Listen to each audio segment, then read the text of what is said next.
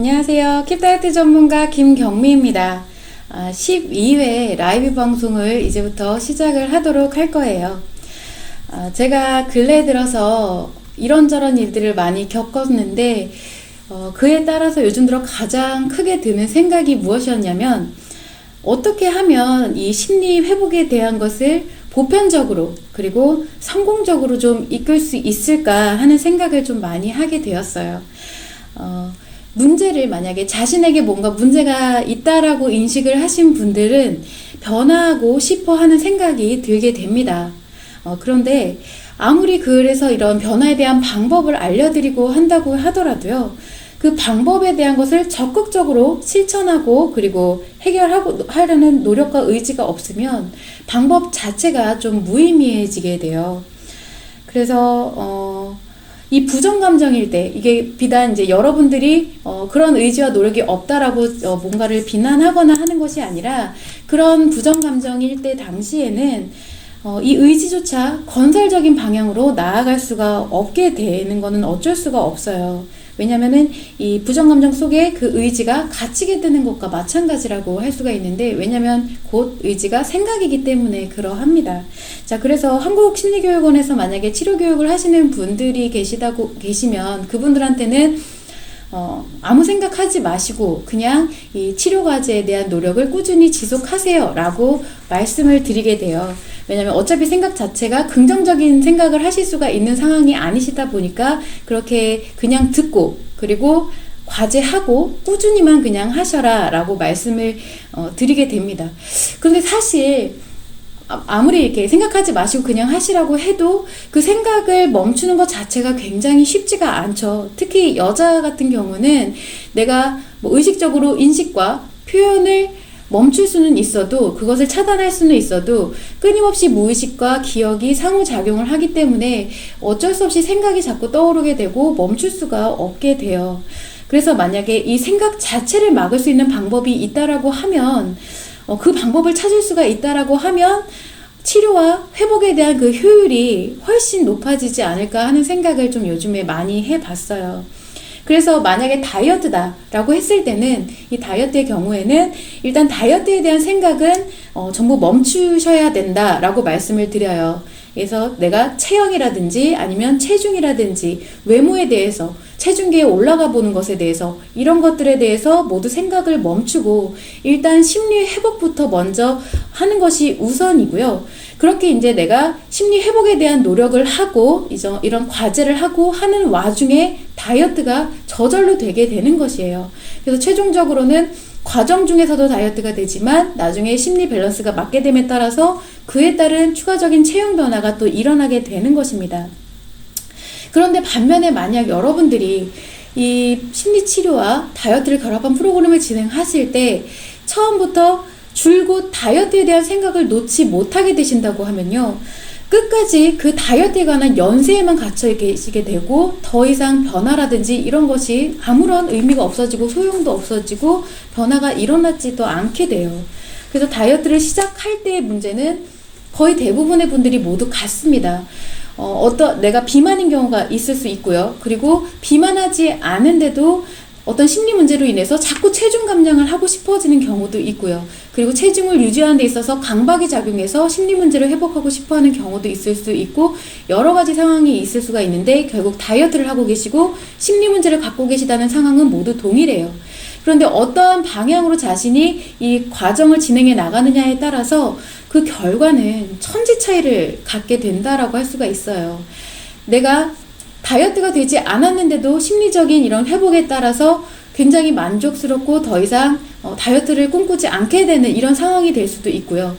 과체중이신 분들은 체중이 감소가 일어나는 것도 확실히 나타날 수가 있고 하는데, 가장 문제는 무엇이냐면 계속 다이어트, 처음부터 끝까지 주구장창 다이어트만 생각하셨던 분들은 심리 문제도 회복되지 않고 다이어트도 되지 않는 그런 결과로 나타나게 된다라는 거예요. 그래서 결국 내가 한 건 다 헛된 노력이었어, 비용을 지불한 것도 헛된 비용 지출이었어 라고 하면서 악감정과 그에 따른 상처가 더 크게 갖고 가시는 반면에, 여실히 이 프로그램을 진행하셨던 분들은 몸과 마음을 모두 심리 회복을 하게 되는 그런 결과가 나타난다는 것이죠. 그래서 사실 이 엄격히 말씀을 드리면 변화에 대한 의지와 노력은 모두 사실은 그것을 실천하고자 하는 여러분의 몫인 것은 맞아요. 그래서 그 방법을 알려드리는 입장에서는 그 의지와 노력까지 심어준다라는 것은 사실 좀 불가능한 부분이기는 한데, 그래도 알려드리는 입장에서는 어떻게 하면 이왕 내가 이런 프로그램을 진행하고 싶고 그리고 도움을 요청했을 때 이것을 가장 효율적으로 이끌 수 있을까 하는 부분에 대해서는 자꾸 생각할 수밖에 없게 됩니다. 그래서 결국 가장 힘든 것은 다이어트를 하고 계신 여러분들이 게 맞죠. 어쨌든 변화를 하셔야 되는 분들도 여러분들이고, 그리고 계속 노력을 해나가셔야 되는 분들도 여러분들이기 때문에 가장 힘든 분들은 여러분들이 맞아요. 그래서 그 개인이 가장 힘들지만, 사실 이런 변화에 대한 노력은 여러분 혼자만의 싸움은 아니라는 것입니다. 그래서 제가 항상 옆에서 어떻게 하면 더 도움을 드릴 수 있을까, 그리고 어떠한 방법으로 더 어려움을 타개할 수 있을까 하는 고민을 많이 하게 되고 늘 응원을 하게 된다라는 점을 좀 참고를 해주셨으면 좋겠어서 말씀을 드려봤어요. 요즘에 이제 킵다이어트를 진행하시는 회원분들 중에 이런 어려움을 토로하시는 분들을 보면 참 안타깝다는 마음이 조금 많이 들게 되거든요. 그래서 그 다이어트의 그런 틀에 갇힌 것을 조금 깨고 나오셨으면 좋겠다 싶은 생각이 들어서 한번 서두를 이렇게 말씀을 드려보게 되었습니다. 여러분들은 혹시 그 니트 다이어트라는 것을 한번 들어보신 적이 있으신가요? 니트 다이어트라는 것은 비운동성 활동, 열 생성이라는 뜻이에요. 굉장히 어렵죠. 말이 엄청 어려운데 그냥 쉽게 얘기해서 뭐냐면은 내가 운동을 하지 않아도 일상적인 생활 습관에서 이런 열 생성을 일으켜서 에너지를 소모하는 방법이라는 뜻이에요. 그래서 단순한 건데 용어 자체가 조금 어렵네요. 그래서 따로 운동 시간을 갖지 않고도 내가 생활 습관을 조금 변화하는 것만으로 이런 운동만큼의 칼로리를 소비시킬 수 있는 방법을 니트 다이어트라고 합니다. 제가 이것을 말씀드리는 이유가 뭐냐면은 킵 다이어트도 이런 니트 다이어트의 개념을 갖고 있기 때문이에요.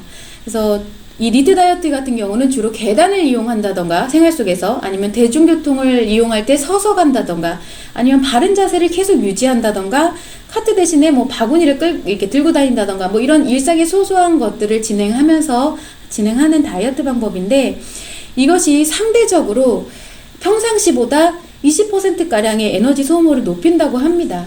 그래서 저는 이런 것들을 봤을 때 굉장히 건강한 생활 습관의 변화라고 생각을 해요. 그래서 다이어트와 무관하게 니트 다이어트를 진행하시면 좋을 것 같다라는 생각을 하기는 하는데, 그런데 이게 다이어트의 목적이 되어서는 큰 효과는 보실 수가 없겠죠. 아무래도 에너지를 소모한다는 것은 내가 유지를 하는 개념하고는 좀 다르기 때문에 다이어트의 개념보다는 내가 살을 뺀 다음에 유지를 한다던가 아니면 건강한 생활 습관을 위해서 가져간다라고 생각하시면 딱 적합할 것 같아요. 자, 그런데 킵 다이어트도 이 90일간의 학습 과제를 진행을 하면서 인간관계 속에서 이 사례를 분석하는 방법을 습관으로 만들어 가게끔 되어 있어요. 그래서 결과적으로 나중에 킵 다이어트가 종료가 된 다음에도 이런 니트 다이어트처럼 계속 일상에서 에너지 소모율을 높이는 것이 비슷한 장점이라고 할 수가 있는 것인데, 이러한 생활 습관이 습관으로 자리를 잡게 되면요, 내가 앞으로 만나는 모든 인간관계에서 지속적으로 사례를 분석하게 되는 그런 효과를 얻을 수가 있습니다. 왜냐하면 여자의 마음작용은요, 어떤 상처가 발생을 했을 때 그것을 이해하고자 하는 마음의 작용이 계속 일어나기 때문에 우리가 인간관계 속에서 계속 스트레스를 받게 되고 그것을 직면하게 됐을 때는 이러한 분석에 대한 것이 계속 자연스럽게 뒤따라져서 이어지기 때문에 그래요. 그래서 특정 뇌활동, 에너지 소모를 일으키는 특정 뇌활동이다라고 할 수가 있고요. 이렇게 인간의 뇌는 특정 뇌활동을 할 때 평소의 뇌활동보다 25% 이상의 더 에너지 소모 칼로리를 증가시킨다고 합니다. 그래서 얼마나 뇌활동을 많이 하느냐에 따라서 에너지 소모율이 더 올라간다라는 거죠. 그래서 킵 다이어트 회원분들이 이제 어느 정도 치료 과제가 병행이 되신다, 아니면 심리 문제가 그렇게 심각하지 않으시다고 했을 때는 학습 과제를 굉장히 열심히 하시고 사례에 대한 분석을 열심히 하시라는 말씀을 많이 드려요. 이때 사례가 맞느냐, 틀리냐는 중요하지가 않고 얼마나 다회, 여러 번 했느냐가 굉장히 중요하다라는 거죠. 그래서 이게 만약에 이제 여러분의 90일이 끝난 이후에도 평생의 습관으로 가져가시게 된다라고 했을 때는 만약에 이제 다시 어떤 큰 계기, 내가 살아가면서 어떤 상처가 크게 발생하는 계기에 의해서 심리 밸런스가 무너지고 그러면서 이게 막 폭식으로 일삼게 되지 않는 이상은 지속적으로 이 감량한 무게를 꾸준히 유지할 수 있는 니트 다이어트와 같은 효과가 일어나게 된다라는 점입니다. 이것뿐만 아니라 내가 만약에 기존 식이요법 다이어트라든지 운동요법 다이어트를 해서 감량을 했어요. 그런 경우에도 킵 다이어트가 같이 들어가게 되면 꾸준히 그것을 유지할 수 있는 습관이 만들어지게 된다라는 점을 조금 참고를 해주시면 좋을 것 같아요. 그래서 이 니트 다이어트 방법을 보게 되면서 같은 효과구나 라는 생각이 들어서 한번 이런 설명을 드려보게 되었어요. 참고해 주시면 좋을 것 같고요. 스피아님 안녕하세요. 선생님, 자기 체면이라고 해야 할까요? 음식 등을 보면 칼로리나 운동을 얼만큼 해야 하고 그리고 이런 것들이 먼저 생각나고 한다면 아무래도 적게 먹게 되고 다이어트에 도움이 되지 않을까요? 라는 질문을 주셨습니다. 자기 체면인 거죠. 그래서 자기가 어떤 음식을 볼 때마다 칼로리를 계산하는 것이 아주 습관이 되어 있고 그리고 운동을 이만큼 해야지만 칼로리가 어느 정도 소모가 되고 하는 것이 아주 자동적으로 즉각적으로 나타나는 것을 말씀하시는 것 같아요. 이것이 과연 다이어트에 도움이 될까? 다이어트에 도움이 될 수가 있습니다. 확실하게 도움이 될 수가 있는 부분이라고 말씀은 드릴 수가 있는데 어떤 문제점이 있는지는 한번 살펴볼 필요가 있어요. 우리가 칼로리가 이러이러하니까 먹으면 안 돼 라고 하거나 이만큼 운동을 해야 돼 라고 하는 것은 일단은 생각 자체가 스트레스고 불안한 거죠. 내가 이걸 긍정적으로 생각하는 것은 분명히 아니에요. 그렇기 때문에 이것이 만약 반복이 되면 어떻게 될지에 대해서 한번 생각을 해볼 수가 있어야 됩니다. 섭취 자체에 대해서 내가 칼로리를 이렇게 먹으면은 이 칼로리야. 이렇게 먹으면 어느 정도 지방이 축적이 될 것이고 라고 생각을 한다면 섭취 자체에 대해서 앞으로 계속 끊임없이 강박이 발생하고 불안이 생겨나게 되겠죠.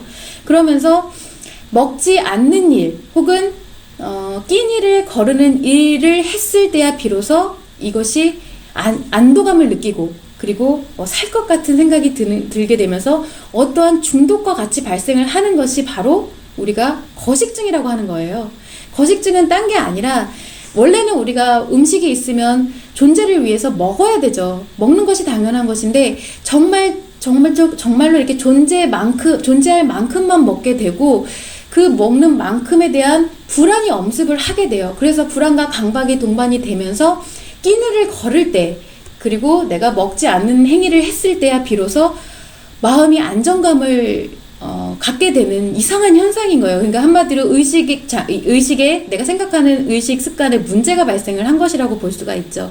그래서 거식증은 안 먹을 수가 있는 거예요. 우리가 일상적으로는 안 먹는 게 굉장히 괴로운 일인데 거식증에 들어가게 되면은 내가 안 먹어야 비로소 그것에 대해서 살 것 같은 안도감이 들게 된다라는 거죠.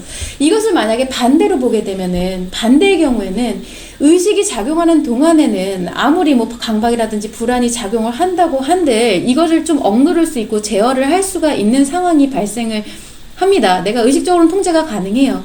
근데 만약에 무의식인 상태에 들어간다 라고 했을 때는 이성으로 제어하지 못하는 순간에 발생하는 게 바로 폭식증이에요.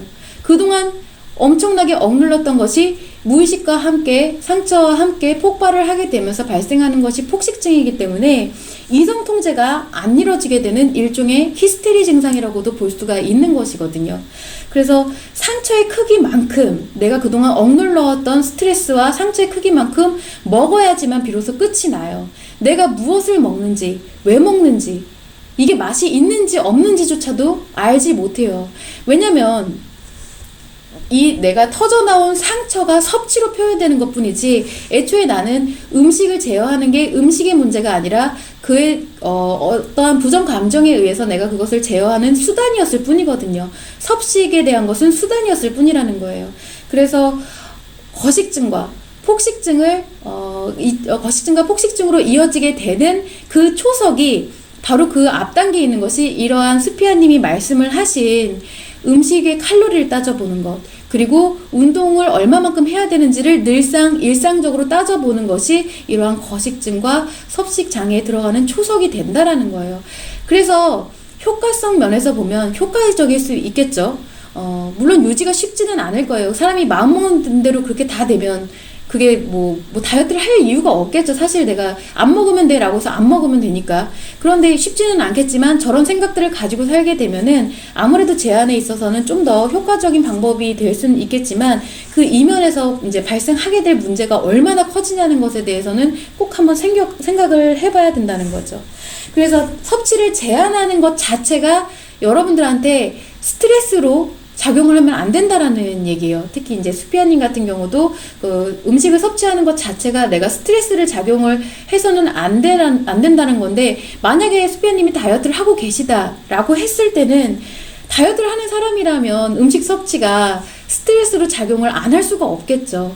그래서 문제가 되는 것이에요. 만약에 내가 다이어트가 아니다, 뭔가 어떠한 일이 되었든 뭐가 되었든 항상 제가 말씀드렸던 것이 가치 추구에 대해서 연예인이라든지 아니면 헬스 트레이너라든지 이런 분들이 자기의 일과 관련해서 음식 섭취를 제한하는 것은 어느 일정 수준의 스트레스가 될 수는 있지만 그것에 대해 집착을 하게끔 넘어가지는 않게 되는 경우가 많단 말이에요. 근데 일반적으로 우리가 다이어트를 하는 경우는 보통 이런 부정감정인 상처가 베이스가 돼서 그로 인해 다이어트를 하는 거기 때문에 음식 섭취하는 것 자체가 당연히 스트레스일 수밖에 없게 돼요.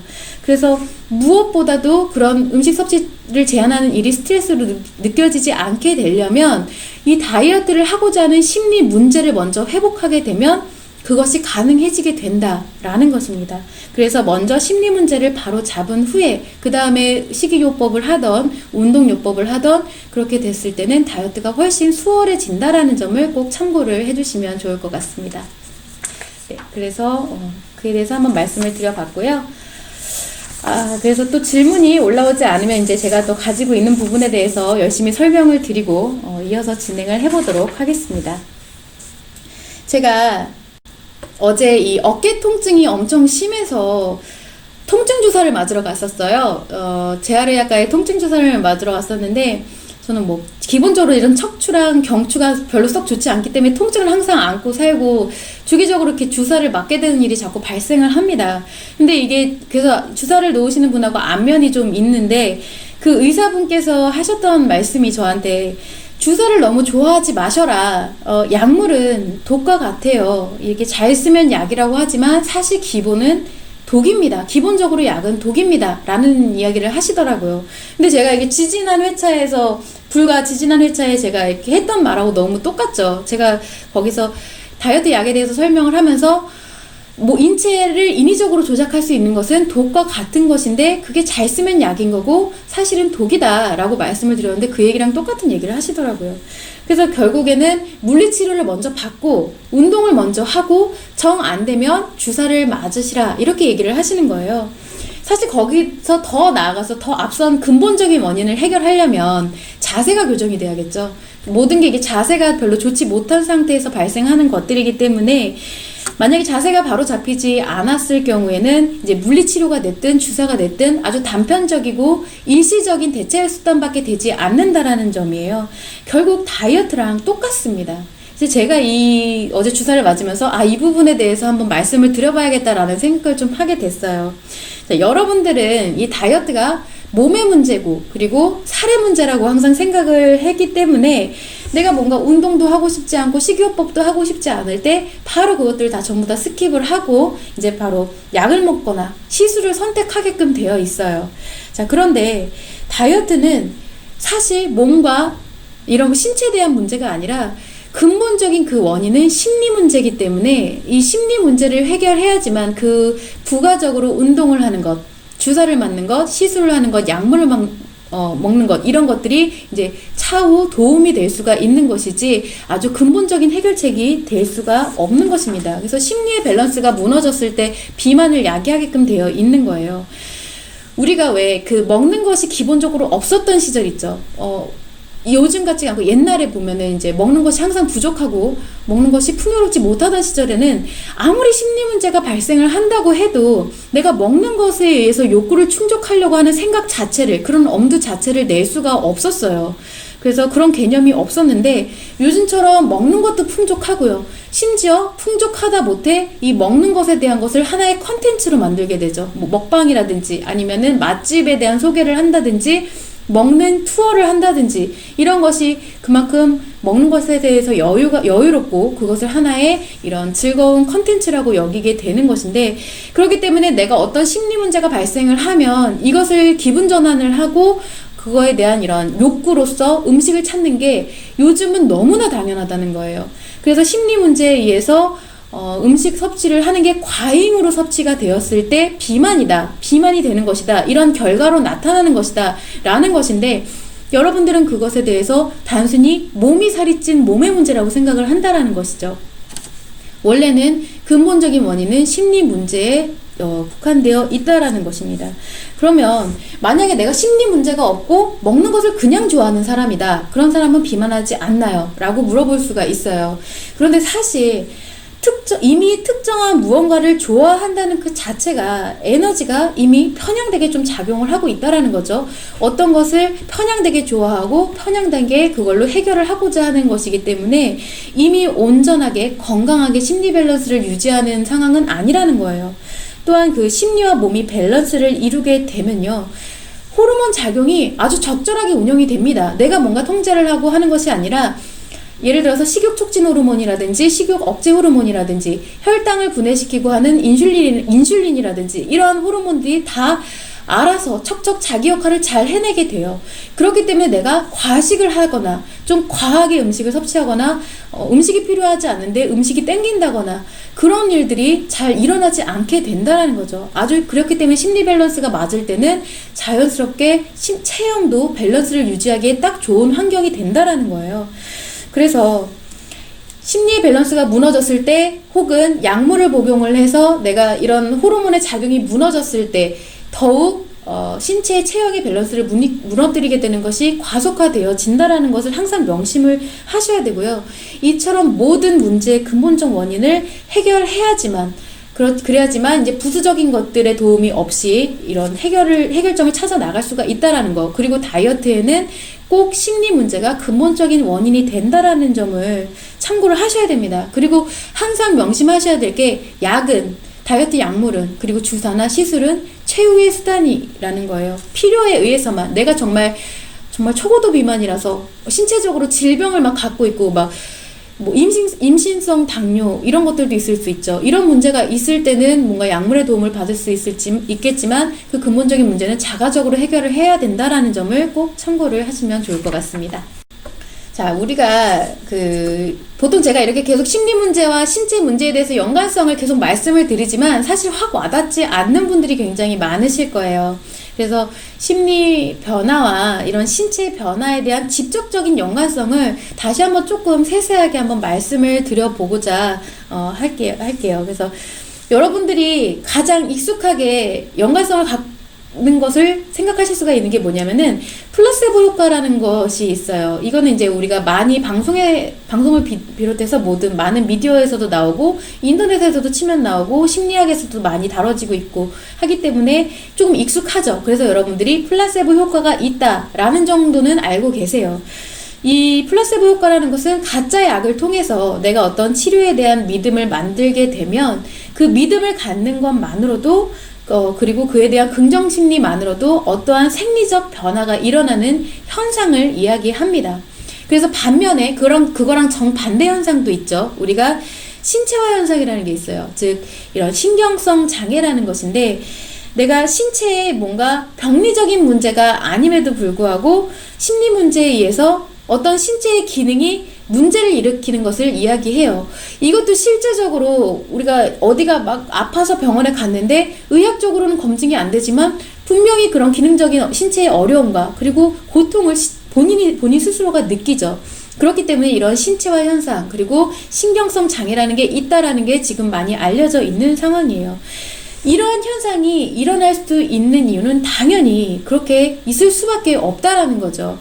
생명이라는 것은 내가 몸이 정상적으로 작용을 할 때 유지가 되는 게 바로 생명인데, 그러한 방향성을 설정하고 그 생명 유지에 대한 에너지를 운영하는 것이 바로 마음의 작용이기 때문에 그래요. 그리고 이 마음과 몸이 연동작용하는 것이 바로 심리죠. 그래서 심리작용에 의해서 체형이 변화하고 생리적인 변화가 일어나는 것은 너무나 당연한 일이다라고 말씀을 드리는 것입니다.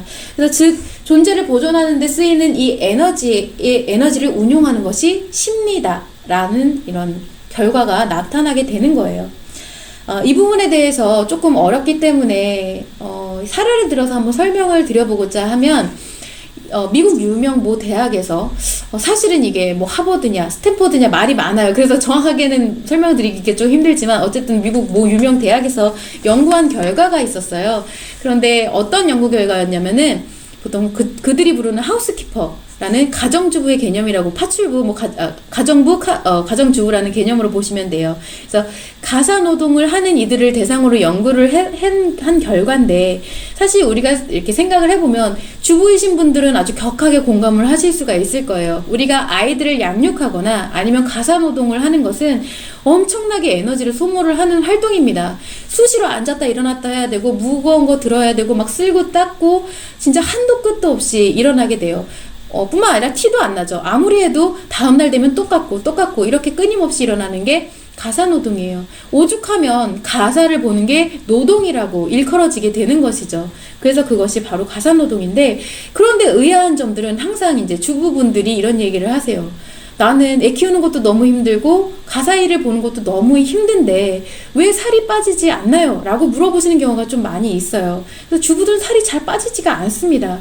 근데 이 연구했던 그 연구의 진행이 뭐였냐면은, 이러한 분들에게 아주 항목별로 세분화를 해서 뭐 먼지를 터는 것, 그리고 뭐 침대 시트를 가는 것, 이런 항목 걸레질을 하는 것, 이런 것들이 어느 정도의 에너지를 소모시키고, 그리고 이것이 얼마나 확실한 운동이 되는지를 알려주는 연구였어요. 그래서 이런 것을 그냥 알려주기만 하고 4주 후에 이들의 신체 변화를 측정을 한 결과인데, 진짜 놀랍게도 4주 후에 측정을 하고 나니까 체중, 그리고 혈압, 또 체지방 수치, 이런 체질량 변화, 이런 것들이 전부 다 감소를 했다라는 연구 결과가 나타난 거예요. 그러니까 한마디로 쉽게 얘기해서 똑같은 일을 같이 했는데 자신이 하는 행동이 얼마나 큰 에너지 소모였는지, 그리고 얼마나 큰 운동 효과가 있는지를 아는 것만으로도 체중 감소가 일어났다라는 거예요.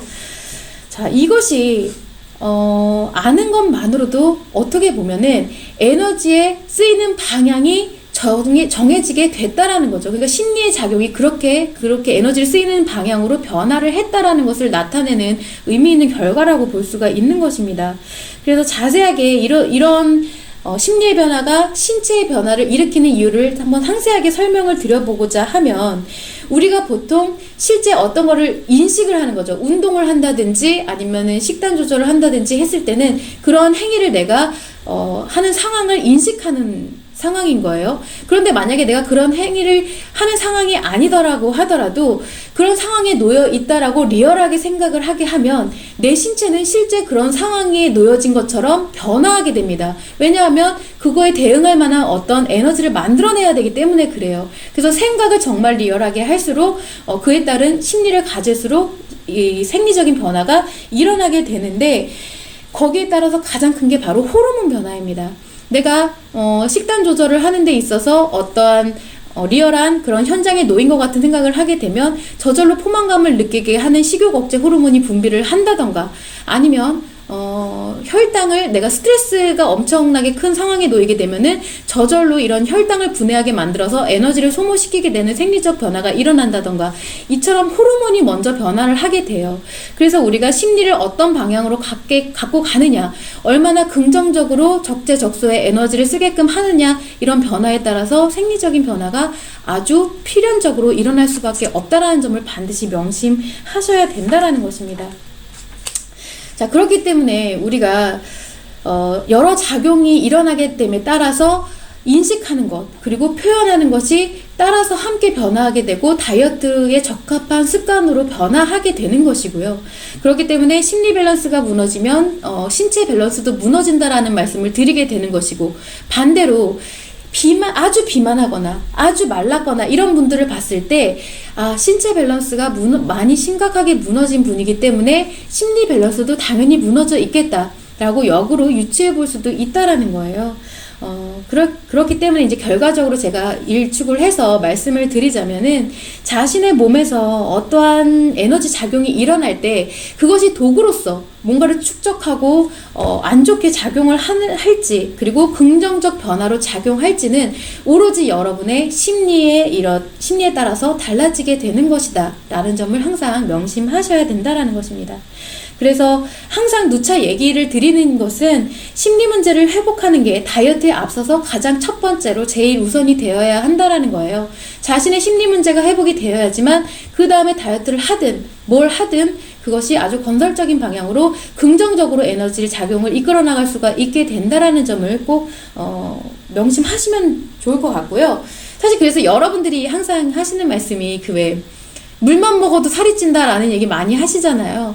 물만 먹어도 살이 찌는 체질이다. 사실 그런 체질은 없습니다. 물은 칼로리가 없는데 살이 찔 수가 없죠.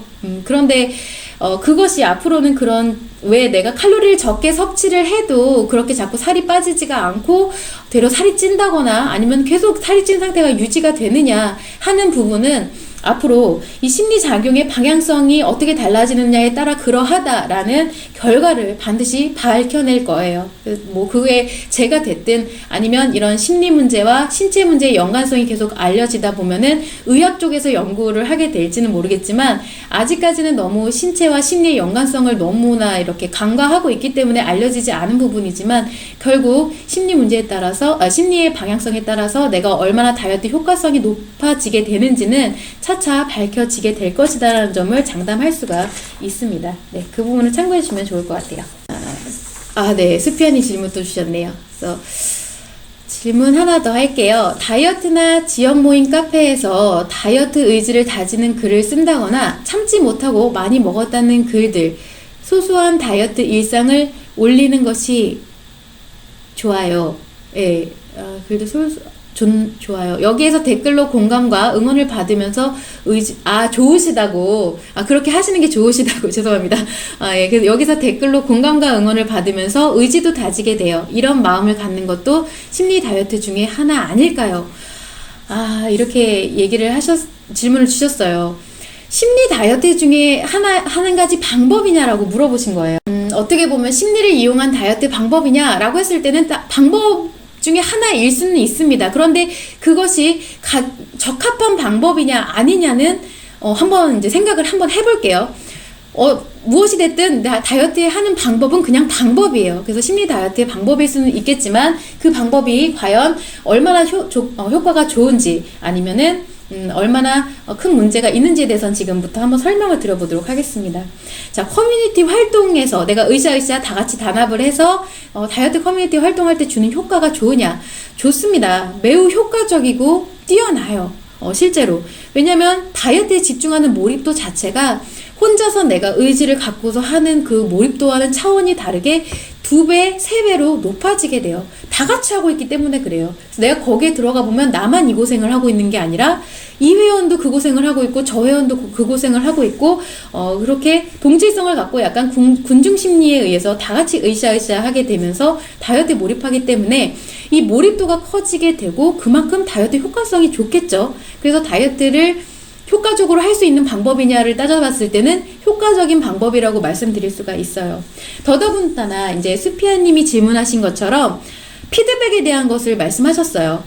내가 힘든 날, 다이어트를 못한 날은 나 이렇게 했는데 오늘은 완전 망했어요. 다이어트 막 이렇게 먹어버렸어요. 라고 하면은 수피아님 그래도 저도 망했어요. 내일부터 다시 하면 되죠. 힘내세요. 이런 피드백이 올 수도 있고, 저 오늘 진짜 너무 잘한 것 같아요. 앞으로 이렇게만 하면 다이어트 성공할 수 있을 것 같아요. 그러면 너무 부러워요. 저도 그렇게 하면 할 수 있을 것 같아요. 힘내세요. 이런 끊임없이 지속적인 관심과 피드백이 들어오게 되면서 그것이 긍정심리로 작용을 하게 됩니다. 긍정적인 기분을 계속 받게 될 수가 있어요. 그만큼 내가 하고 있는 다이어트 방법에 대한 자신감이 생겨나게 되고요. 그에 따라서 식단 조절을 하는 일, 그리고 운동을 하는 것들이 모두 자신감이 넘치게 되죠. 내가 힘들지만 이거를 하게 되면 다이어트에 성공할 수 있다라는 그 자신감이 생겨나게 돼요. 그래서 식단 조절과 운동 모두 긍정적으로 유지할 수가 있기 때문에 다이어트의 효과성이 계속 높아집니다. 그래서 이 방법 자체는 매우 좋다라고 할 수가 있어요. 자, 그런데 그러면은 너무 좋은 거 아니냐, 이렇게 다이어트를 하면은 가타부타 다 필요 없고 내가 이렇게만 하면 되는 거 아니냐라고 하실 수가 있지만, 사실 그 이면에서 어떤 심리 문제가 발생을 하는지를 한번 생각을 해볼 필요가 있습니다. 자, 먼저 다이어트가 그렇게 해서 성공을 했어요. 목표치만큼 10kg가 됐든 15kg가 됐든 잘 뺐어요. 그런데 다이어트가 만약에 목표치에 이렇기 때문에 중단된다 했을 때는 함께 했던 이러한 행위들 있죠. 내가 관심과 위로를 외부적으로 받으면서 유지를 했던 행위들이 절대 혼자서는 지속이 될 수가 없습니다. 이 커뮤니티를 벗어나서는 그것이 계속 유지가 될 수가 없다라는 거예요.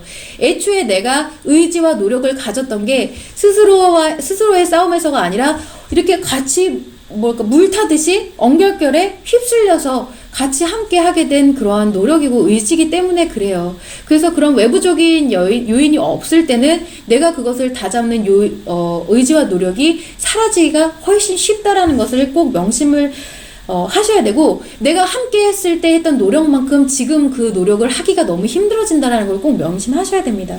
그리고 두 번째는 무엇이냐면은, 이런 커뮤니티에서 활동을 하게 되면은요, 인간관계, 거기서 맺어지는 인간관계 혹은 이런 거기서 오는 피드백에 대한 관심에 중독되거나 의존될 가능성이 굉장히 높아지게 돼요. 가뜩이나 다이어트를 하게 되면요, 없던 상처도 생겨나거든요. 왜냐면 다이어트 자체가 내가 기존에 해왔던 방식이 아닌, 내 기준에 맞는 방식이 아니라 새로운 것을 억지로 행하면서 받아들여지는 것이기 때문에 거기서는 무조건 스트레스가 발생을 하고, 이 스트레스로 인해서 심리 문제와 심리에 대한 상처가 발생을 하게 되어 있는데, 가뜩이나 상처가 작용하는 와중에 이 관심과 응원을 받게 되면요, 그 대상에게 응원과 관심을 해줬던 그 대상에게 의존을 하거나 그 대상에게 심지어 좋은 감정이 형성이 되게 됩니다. 왜냐하면 앞서서도 말씀을 드렸지만, 여자의 마음작용은 어떤 상처와 스트레스가 발생을 했을 때 그것을 이해하고 관심과 위로를 받게 되면 이 상처의 감정이 무감정이나 아니면은 긍정감정으로 변화하게 되면서 나를 아파했던 만큼 그것이 회복되는 그 크기만큼의 위로를 해준 대상에게 긍정감정이 만들어지게 되어 있어요. 그래서 나한테 피드백을 해줬던 그 사람들이 너무 좋고 그 사람들에게 의존하게 되고 결국 그런 방향으로 흘러가게 된다라는 거예요. 그래서 결국 어떤 결과가 나타나게 되냐면, 우리가 흔히 말하는, 이건 조금 비속어긴 한데, 아가리어터라고 하는 사람들 있잖아요.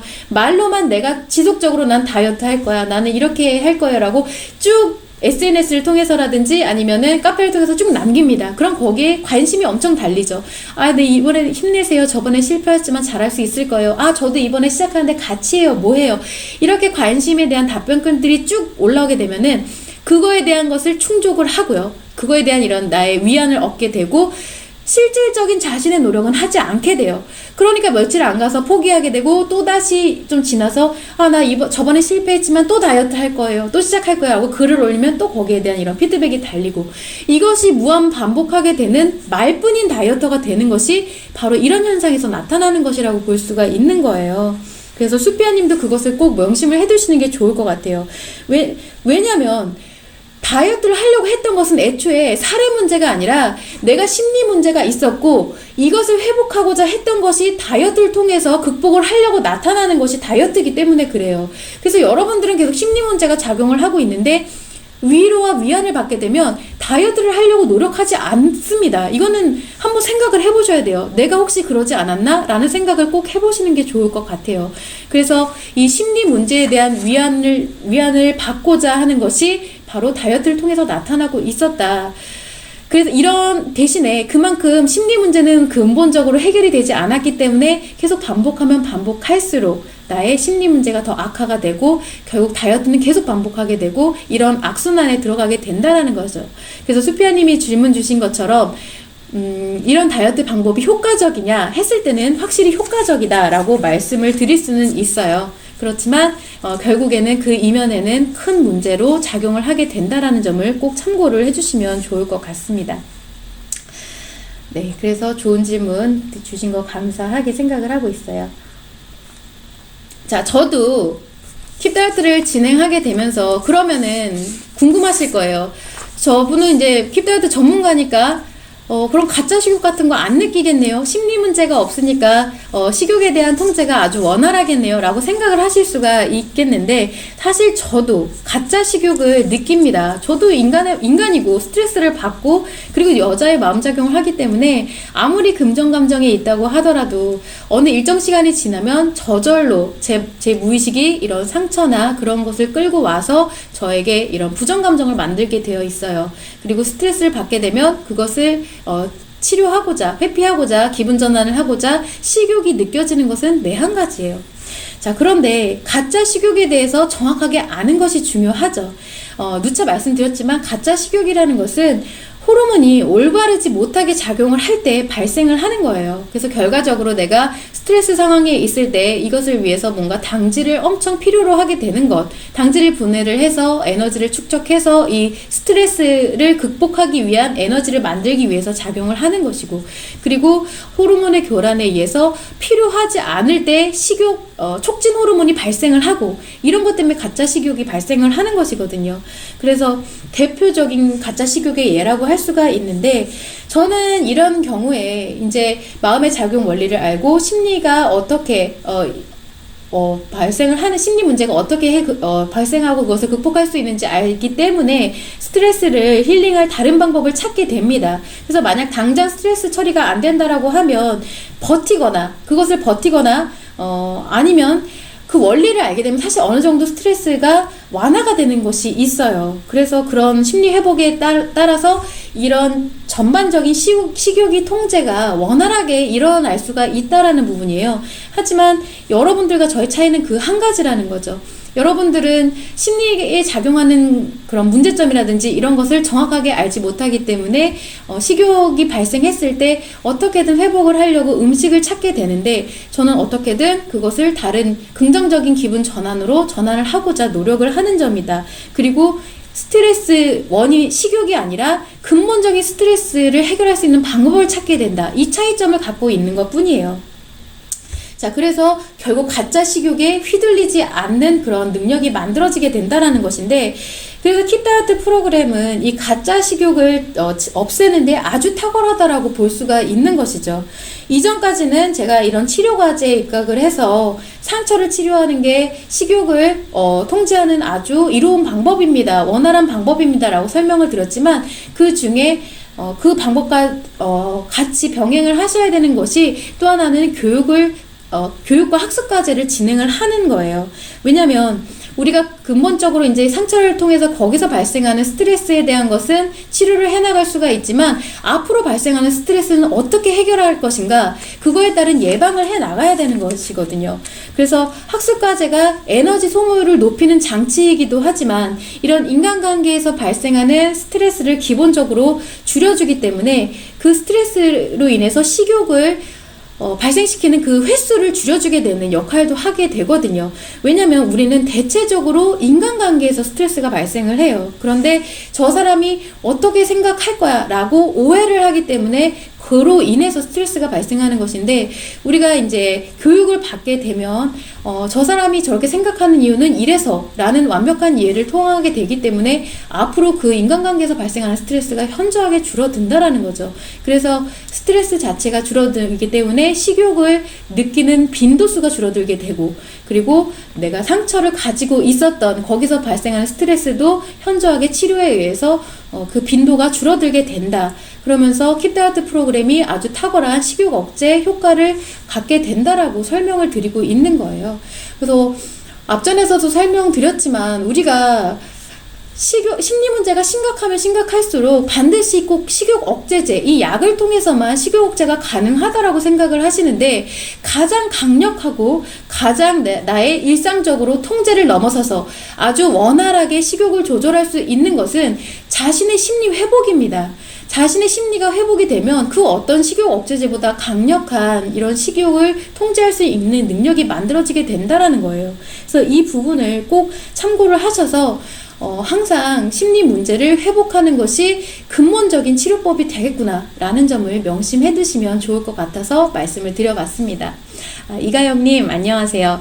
자, 선생님, 우울증에서 살이 많이 쪘어요. 이럴 경우 우울증이 나으면 저절로 원래대로 돌아가나요?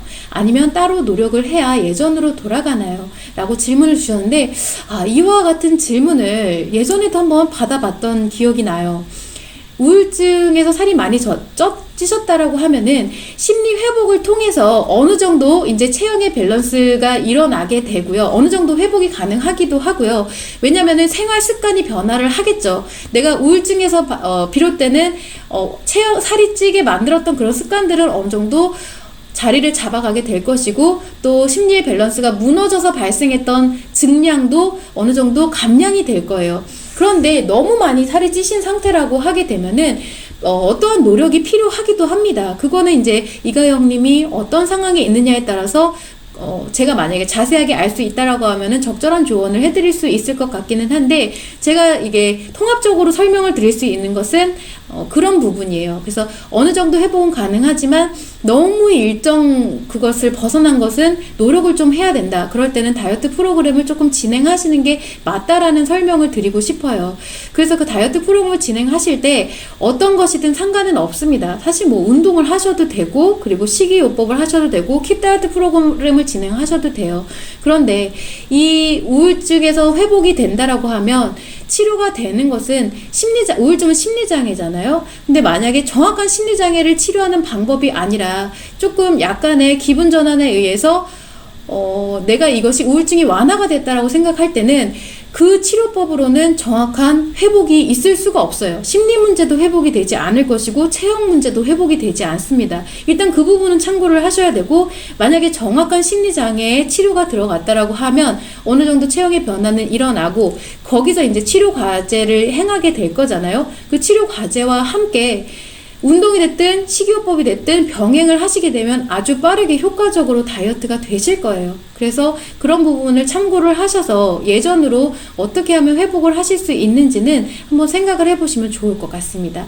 그래서 만약에 내가 우울증으로 인해 살이 어느 정도 조금 체형이 약간 변화가 일어났다, 조금 이럴 수도 있어요. 살이 굳이 찌지 않았는데 체형이 조금 이상하게 비율이 이상해진다거나, 약간 가령 배만 나오는 경우도 있을 수가 있고요. 허벅지만 살이 찌는 경우도 있을 수 있고, 이런 변화가 일어나는 경우가 있을 수 있는데, 그런 부분은 심리 장애나 이런 심리 문제가 회복이 되면서 다시 어느 정도 완화가 됩니다. 그런 부분은 좀 참고를 해주시면 좋을 것 같아요. 그래서 너무 살이 많이 찌셨다고 하면은 다이어트가 병행이 되시는 게 좋다라는 점도 참고를 해주시면 좋을 것 같습니다.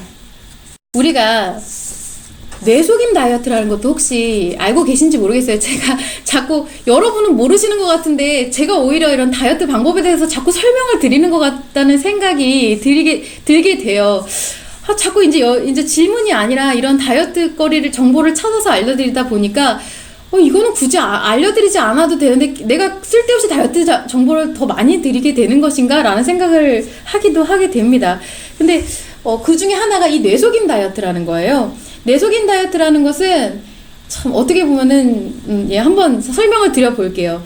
크런치 효과라는 게 있을 수가 있어요. 크런치 효과라는 것은 뭐냐면은 아주 조용한 곳에서 내가 식사를 하게 되면요, 내가 먹는 소리가 귀로 피드백이 돼서 다시 들어가게 돼요. 그래서 비단 음식을 섭취를 통해서 입으로서만 그 만족감을 느끼는 것이 아니라 청각으로도 피드백이 되는 것에 의해서 더 빠르게 만족감을 느끼고 더 빠르게 포만감을 느끼게 되는 작용을 이 크런치 효과라고 합니다. 크런치라는 것은 내가 뭔가 바사삭하고 뭔가 씹을 때 나는 소리라든지 이런 것을 일컫는 거죠.